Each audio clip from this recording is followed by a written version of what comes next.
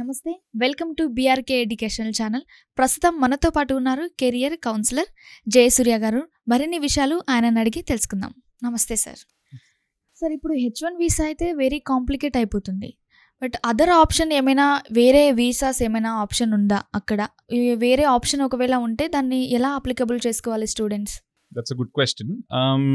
H1 visa అన్నది అంటే ఇంకా మోస్ట్ సేఫెస్ట్ రూట్ అనమాట. బట్ ఇది కాకుండా కొన్ని వెరైటీ ఆఫ్ వీసాస్ ఉన్నాయి. సో ఫస్ట్ ఏంటంటే L1 వీసా. ఇప్పుడు L1 వీసా అంటే ఏంటంటే ఇదేంటి, ఇక్కడున్న ఎంప్లాయీస్ టెంపరీ వర్క్ వీసా మీద యూఎస్కి వెళ్ళొచ్చు. ఇప్పుడు ఫర్ ఎగ్జాంపుల్ నేను అమెజాన్లో పనిచేస్తున్నాను. ఇప్పుడు నన్ను అమెజాన్ని నేను రిక్వెస్ట్ చేయొచ్చు అనమాట, నన్ను యూఎస్ షిఫ్ట్ చేయండి, నేను అక్కడ ఆఫీస్ నుంచి వర్క్ చేస్తాను. లేకపోతే అమెజాన్ మీకు వచ్చి ప్రపోజ్ చేయొచ్చు, యూఎస్లో ఈ సర్టన్ జాబ్ ఆపర్చునిటీ ఉంది, L1 వీసా మీద మేము మిమ్మల్ని అక్కడ పంపుతాం అన్నది ఒక ఉంటుంది అనమాట. ఇప్పుడు మీరు ఐఐటీల్లో లేకపోతే బిట్స్లో ఇలాంటిలో 1 crore ప్యాకేజ్, 2 crore ప్యాకేజ్ అని వింటూ ఉంటాం కదా. ఇవన్నీ actually abroad packages, US companies offer చేసిన ప్యాకేజెస్ అనమాట. వీళ్ళందరినీ L1 వీసా మీద పంపిస్తాయి ఇక్కడికి యూఎస్కి. సో అదొక ఆప్షన్ ఉంది. అది కాకుండా O1 అని ఒక వీసా ఉంటుంది. O1 అన్న ఆప్షన్ టెంపరీ వర్క్ వీసా. అది కూడా అదేంటంటే 3 ఏళ్ళు వర్క్ వీసా, 1 year ఎక్స్టెండ్ చేసుకోవచ్చు. బట్ O1 వీసాకి ఇంకో పేరు ఎక్స్ట్రాడినరీ వీసా. ఎందుకు ఎక్స్ట్రాడినరీ ఏంటంటే హైలీ స్కిల్డ్. ఎలా అంటే you have to be industry top league అనమాట. సో అలాంటి వాళ్ళని ఇదేంటి O1 వీసాకి ఎలిజిబుల్ అవుతారు. వాళ్ళు అప్లై చేసుకుని అక్కడ ఒక కంపెనీ ఆల్రెడీ ఆఫర్ చేయాలి, ఒక కంపెనీతో జాబ్ ఆపర్చునిటీ ఉండాలి మీ దగ్గర. ఉంటే మీది ఆ O1 కేటగిరీ, మీరు ఇప్పుడు యూఎస్ గవర్నమెంట్ ఇమిగ్రేషన్ సర్వీసెస్కి వెళ్ళి, హే ఇది నా అచీవ్మెంట్స్, ఈ కంపెనీలో నేను ఇంత సీనియర్ రోల్లో వర్క్ చేస్తాను, లేకపోతే నాకు ఈ జాబ్ ఆఫర్ వచ్చింది, నాకు O1 వీసా ఇవ్వండి అని అప్లై చేస్తే అది వాళ్ళు మిమ్మల్ని స్క్రూటినీ చేసి ఇస్తారు. So this is one way O1 visa. అది మీరు ఇండియా నుంచి అయినా చేయొచ్చు, యూఎస్లో చదువుకుంటూ కూడా O1 వీసాకి అప్లై చేసుకోవచ్చు, టెంపరీ వర్క్ వీసా అది. బట్ నాకు లేదు, టెంపరీ కాదు, ఇప్పుడు L1 O1 టెంపరీ, నాకు ఒక పర్మనెంట్ వర్క్ వీసా కావాలి, నాకు కొంచెం గ్రీన్ కార్డ్, సిటిజన్షిప్ ఇవన్నీ కొంచెం తొందరగా కావాలనుకోండి, దానికి కూడా కొన్ని వీసాస్ ఉన్నాయి. So one of them is called EB1 visa or EB1A అంటారు దీన్ని. సో EB1A ఏంటంటే ఇది యూజువల్గా హై అచీవర్స్, ఇప్పుడు యూఎస్లో ప్రొఫెసర్స్కి ఎవరైతే చాలా స్ట్రాంగ్ రీసెర్చ్ చేశారో, లేకపోతే ఇప్పుడు ఫర్ ఎగ్జాంపుల్ చాలా పెద్ద పర్ఫార్మర్స్ ఉంటారు, ఇప్పుడు ప్రియాంక చోప్రా లాంటి వాళ్ళు ఉంటారు. వాళ్ళు ఏంటంటే అక్కడ పెద్ద పర్ఫార్మర్స్, చాలా యూఎస్ ఆర్ట్లో, పర్ఫార్మింగ్ ఆర్ట్స్లో ఇవన్నిట్లో చాలా ఇంపాక్ట్ చేశారు. సో వాళ్ళు అలా కాకుండా బిజినెస్ మెన్ అక్కడికి వెళ్ళి పెద్ద కంపెనీస్ పెట్టారు, ఎంప్లాయ్మెంట్ క్రియేట్ చేశారు. అలాంటి వాళ్ళు EB1కి చేసుకోవచ్చు అనమాట. సో యాక్చువల్లీ నా యూనివర్సిటీలో, నేను ఎక్కడైతే చదువుకుంటున్నానో నా యూనివర్సిటీ నుంచి దగ్గర యూనివర్సిటీలో నేను ఒక పర్సన్ని కలిసాను. తను MS మార్కెటింగ్ చేసిన తర్వాత తను ఏం చేసింది, కాలేజ్ అయిన వెంటనే తనకు ఓన్లీ 1 year ఉంటుంది, ఎందుకంటే తను ఇంజనీరింగ్ స్టెమ్ రిలేటెడ్ కాదు కాబట్టి ఓన్లీ 1 year వీసానే ఎలిజిబిలిటీ ఉంది తనకు, వర్క్ వీసా. తను ఏం చేసింది, తన కంపెనీ పెట్టింది అక్కడ.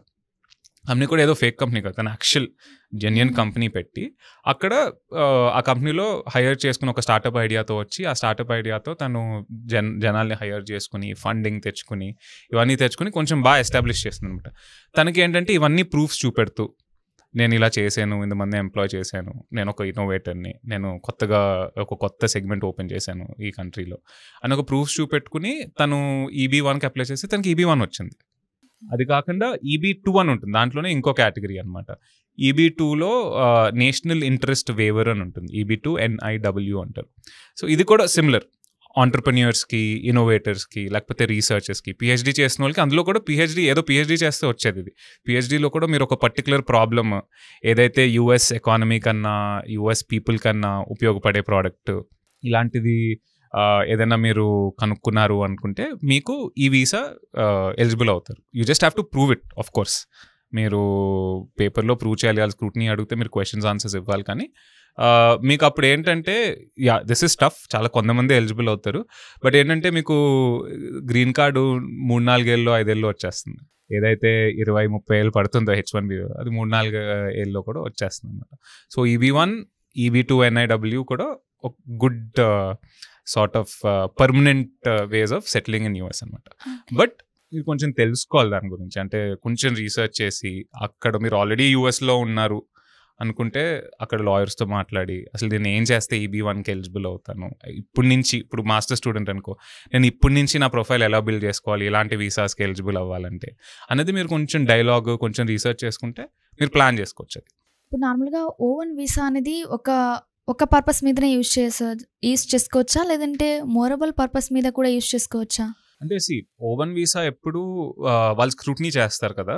సో అసలు మీ బ్యాక్గ్రౌండ్ ఏంటి, మీరు చేస్తున్న పని ఏంటి, మీరు ఎలా కాంట్రిబ్యూట్ చేస్తున్నారు కంపెనీకి అనేది స్క్రూటినీ చేస్తారు.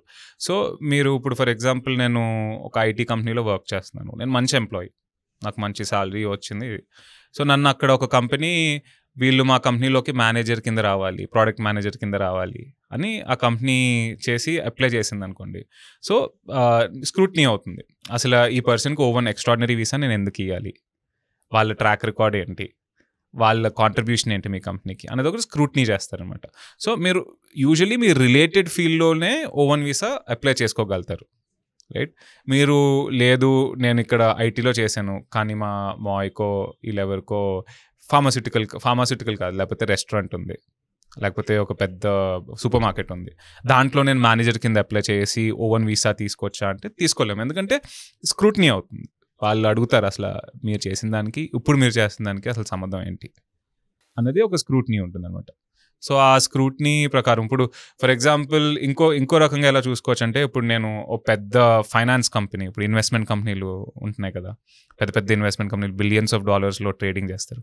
ఇలాంటి కంపెనీలో నేను CEO లాగా జాయిన్ అవుదాం అనుకుంటున్నాను, అక్కడ నాకు పిక్ అయ్యాను నేను. సో నాకు శాలరీ ఎంత ఈజీగా అదేంటి ఇయర్కి ఒక 10 million 20 million అలా ఉంటుంది అనమాట శాలరీస్. సో అలాంటప్పుడు నేను USకి ట్యాక్స్ చాలా ఎక్కువ కడతాను కదా. సో అలాంటి టైంలో O1 వీసా ఎలిజిబుల్ అయిపోతాం ఆటోమేటిక్గా. వాళ్ళు చూసుకునేది ఏంటి, వీళ్ళు అసలు మనకి ఎంత ట్యాక్స్ కడతారు, వీళ్ళు మన ఎకానమీకి అసలు అవసరమా, మన కంపెనీస్కి వీళ్ళు అవసరమా, వీళ్ళ కాంట్రిబ్యూషన్ ఏంటి అన్నది అనలైజ్ చేసుకుని అప్పుడు మనకి ఇస్తారు. వాళ్ళ ఎకానమీ కావాలి కదా. సో 10 million 20 million అనేది జస్ట్ రిఫరెన్స్కి ఇస్తున్నాను. యాక్చువల్లీ ఇంకా తక్కువ శాలరీస్ మీద కూడా O1కి వెళ్తారు. నా ఫ్రెండ్స్కి O1 వీసా ఎలిజిబిలిటీ $200, $300, $400,000 కూడా వచ్చింది O1 ఎలిజిబిలిటీ. బట్ బ్రాడ్గా ఐఎమ్ జస్ట్ ఎక్స్ప్లెయిన్. సార్ ఇప్పుడు O1 వీసా అనేది అక్కడ బిజినెస్ చేసే వాళ్ళకి కానీ లేదంటే ఏమైనా ఇన్వెస్ట్ చేసే వాటికి ఏమైనా యూజ్ అవుతుందా ఈ వీసా వాళ్ళకి, అక్కడ ఉన్న వాళ్ళకి?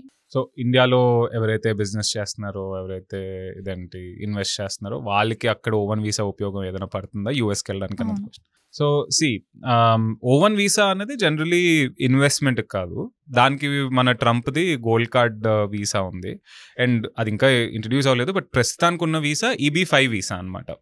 సో ఇదేంటంటే ఇప్పుడు ఫర్ ఎగ్జాంపుల్ నేను అక్కడ ఏదైనా రియల్ ఎస్టేట్ ఫర్మ్లో అయినా సర్టెన్ బిజినెసెస్లో అయినా నేను ఇంత అమౌంట్ అని ఇన్వెస్ట్ చేయొచ్చు. ఇన్వెస్ట్ చేసి నాకు ఆ కంపెనీలో ఒక స్టేక్ ఇస్తారు. సో అది ఇన్వెస్ట్ చేసిన తర్వాత నేను ఈ వీసా ప్రాసెస్కి అప్లై చేసుకోవచ్చు, EB5 వీసా ప్రాసెస్కి. సో అప్పుడు ఏమవుతుందంటే నాకు అగైన్ ఈ సిటిజన్షిప్ ఇవన్నీ చాలా తొందరగా వచ్చేస్తాయి.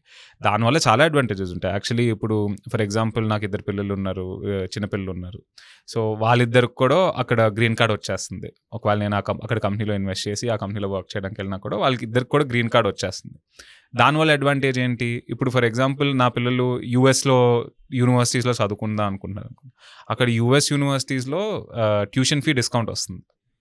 ఇప్పుడు ఫర్ ఎగ్జాంపుల్ నేను న్యూయార్క్ వెళ్ళాను, న్యూయార్క్లో ఏదో కంపెనీలో ఇన్వెస్ట్ చేసి అక్కడికి మూవ్ అయ్యాను, అక్కడ నా బిజినెస్ నడుపుకుంటున్నాను. అక్కడ నాకు అడ్వాంటేజ్ ఏమవుతుందంటే న్యూయార్క్లో ఏవైతే యూనివర్సిటీస్ ఉన్నాయో అన్ని చోట్ల నాకు ట్యూషన్ ఫీ సగం రేటుకి దొరుకుతుంది.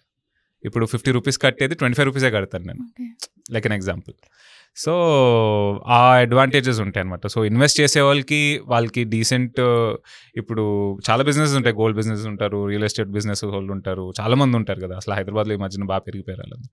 సో వాళ్ళందరికీ ఏంటంటే they can invest US real estate కంపెనీస్లో అన్న ఎనీ బిజినెసెస్లోనే ఇన్వెస్ట్ చేసి వాళ్ళు ఆ పర్మనెంట్ రెసిడెన్షిప్ తెచ్చేసుకోవచ్చు.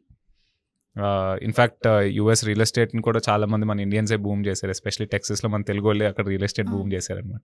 సో అలాంటి రియల్ ఎస్టేట్ కంపెనీస్ పెట్టుకుని అలాంటి చోట్ల ఇన్వెస్ట్ చేసి కూడా మనం ఉపయోగం చేసుకోవచ్చు EB5 వీసా. రియల్ ఎస్టేట్ అంటే ఓన్లీ కంపెనీల మీదనే, అంటే బిజినెస్ చేయడాన్ని మీదనే ఒక కంపెనీలో పెట్టాలి, అదైతే గుర్తుపెట్టుకోవాలి. మీరు అక్కడికి వెళ్ళి ఏదో ప్రాపర్టీ మీద ఇన్వెస్ట్ చేసేసి మీకు EB5 వస్తుందంటే రాదు. బట్ ఒక రియల్ ఎస్టేట్ కంపెనీ ద్వారా మీరు ఇన్వెస్ట్ చేస్తే మీకు వచ్చే ఛాన్సెస్ ఉంటాయి ఎక్కువ. ఓకే, ఇప్పుడు ఇండియాలో ఉన్న పర్సన్ ఇన్వెస్ట్ చేయాలంటే ఎలా చేయగలరు, దాన్ని చేయలేరా? చేయొచ్చు.